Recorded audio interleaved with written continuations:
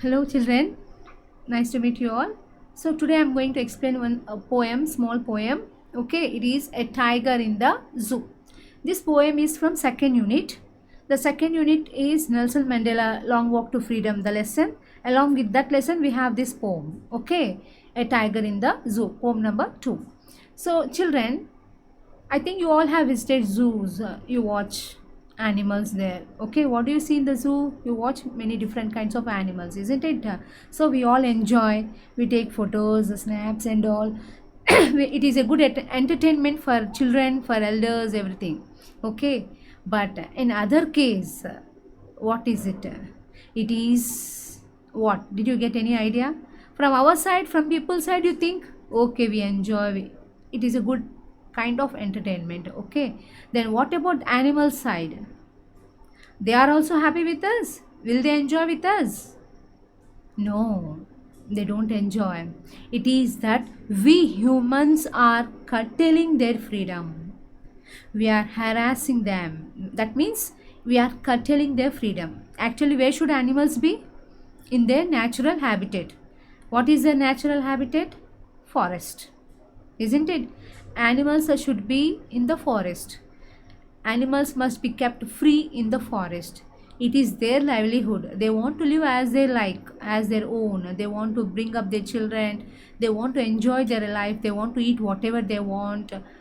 It is their way of life in their natural habitat. But we people, we humans are curtailing their freedom. We are bringing them and keeping in the zoo. Is it good or bad? From one side, it is bad, isn't it?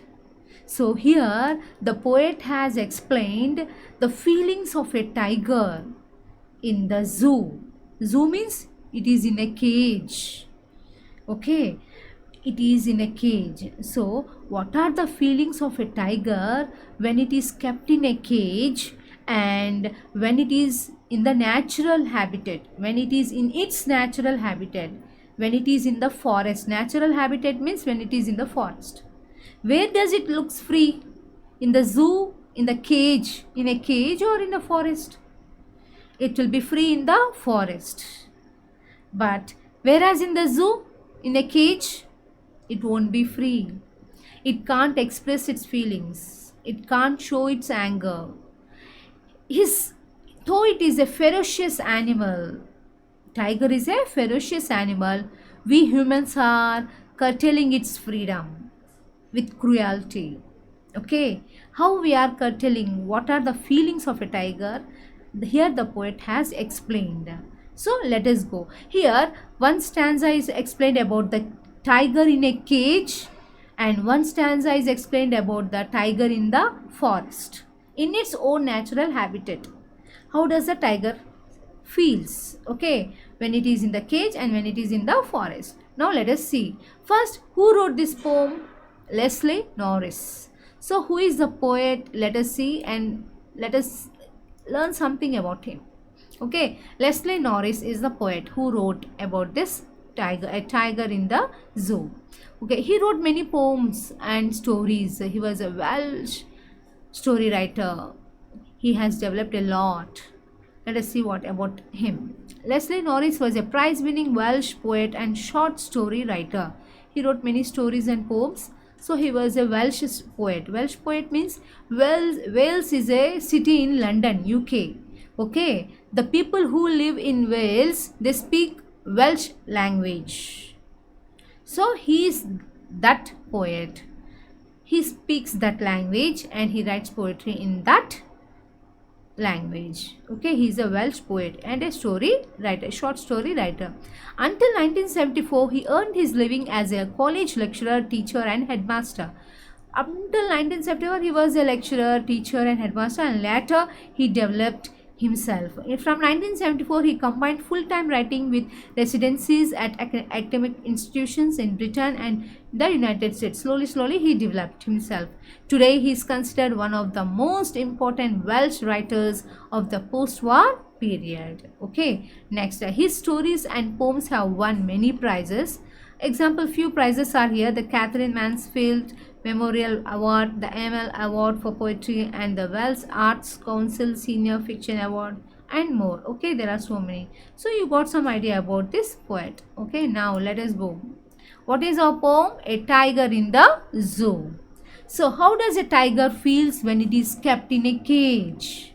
And when it is in the forest, when it is in the natural habitat? Let us listen. Habitat. Okay, now just read the poem, children. Let us listen carefully. You all must listen carefully. Take the pencils in your hand, note down the meanings. Okay. He stalks in his vivid stripes the few steps of his cage, on paths of velvet quiet in his quiet rage. He should be lurking in shadow, sliding through the long grass near the water hole where plump deer pass. Here, see, let us look at the first stanza. He stalks in his vivid stripes the few steps of his cage, on paths of velvet quiet in his quiet rage. See here, children, when the tiger is kept in a cage, he stalks in his wide vivid stripes. Means he stalks means he walks with pride, anger, walks in a proud way, with angry manner. He moves in a cage. In his vivid stripes means bright, vivid means bright colored stripes. Stripes means lines on his body. His lines on his body are very bright. His stripes on his body are very bright. The few steps of his cage. Can he walk more as he walks in the forest? Can he walk long distances? No, he can't walk. His freedom is curtailed in a cage. He can't walk long distance. So he walks only few steps. There only he roams in the cage, in this 4 squared box. He can't walk far. He can't walk for a long distance. So he walks only few steps. Why he walks in a few steps? Because he should be in the squared box. That 4 squared box only is his life. He is not given freedom to walk outside. So the few steps of his cage, he walks with angrily, in an angry manner. On pads of velvet quiet. Pads means paws. His paws are very soft, like velvet. Velvet is a cloth. You know, you have velvet dresses, velvet cloth dresses. Velvet is a material which is very soft, smooth. Okay. His paws are also very like velvet. Here the poet compared the paws of a tiger with velvet. Okay. So it is a metaphor, figure of speech. Okay. So his paws are very soft and calm. Quiet means calm. When he walks also, you can't hear any sound, any noise. Okay. Such a calm paws he has. Why? Because they are very soft. In his quiet rage. Rage means anger. Though his anger, he walks in a cage. Sound is not known. It is very calm. Nothing is known. But he is very, very angry. He is very, very angry. Why he is angry? Because he is kept in a cage. We people are curtailing the freedom of the animals. They can't express. They can't say anything. But they are in the cage. Okay. So, see children, he stalks. Stalks means walks in his vivid stripes the few steps of his cage, on pads of velvet quiet in his quiet rage. He walks in anger. The few steps whatever he walks is full of anger and he can't express. Okay, next. He should be lurking in shadow, sliding through long grass near the water hole where plump deer pass. See here, the first picture is shown the feelings of the tiger. He is very angry. He walks only few distance in that 4 squared box. He can't express his feelings. Whatever he is, though he is angry, he can't come out. Though he is ferocious, he can't come out. Whatever he is, he should be in that 4 squared box. Okay. Now, this first stanza is about a cage, a tiger in a cage. Now the poet is going to a tiger when he is in the jungle, when he is in the natural habitat. Here the poet has expressed the tiger as he. He means personification. Okay, he has brought the figure of speech as personification. Okay, I'll explain you later. Now see here. Now where is the tiger in the second stanza? The tiger is in the forest, in its natural habitat. He should be lurking in shadow. What is meant by lurking? Lurking means hiding. He is hiding in the shadow. Sliding through long grass means he is walking slowly through the long grass. Why he is walking? When he is in the forest, he walks slowly. He wants to catch the prey. Prey means he wants to catch its food. What is its food? He wants to catch the deers, the small animals who come to drink water near the streams. You see the stream here? See, the animals come to drink water near the stream. So, this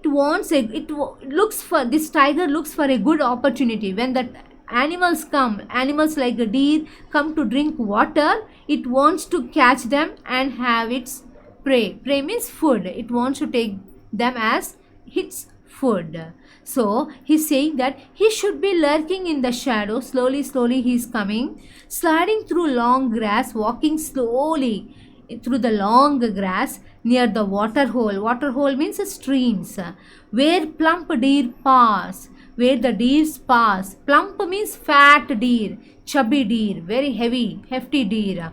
So fat deers come near the water pools and they come for water. When they come to drink water, the tiger wants to attack them.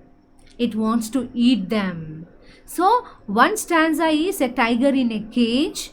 The poet has explained a tiger in a cage. The second stanza he has explained a tiger in the forest, in its natural habitat. How does it attack the deer? So lurking means hiding. It slowly hides in the shadow, sliding through long grass, slowly moving through the long grass. It moves slowly near the water pool. Slowly it moves and comes to the water pool and attacks the deer. Now let us go to the meanings, children. See, stalks means walk in a proud, stiff, angry manner. Okay. Next, vivid. Vivid stripes means having deep or bright color. Stripes means lines. Okay. Pads. Pads means the paws of the tiger. Velvet means a soft cloth.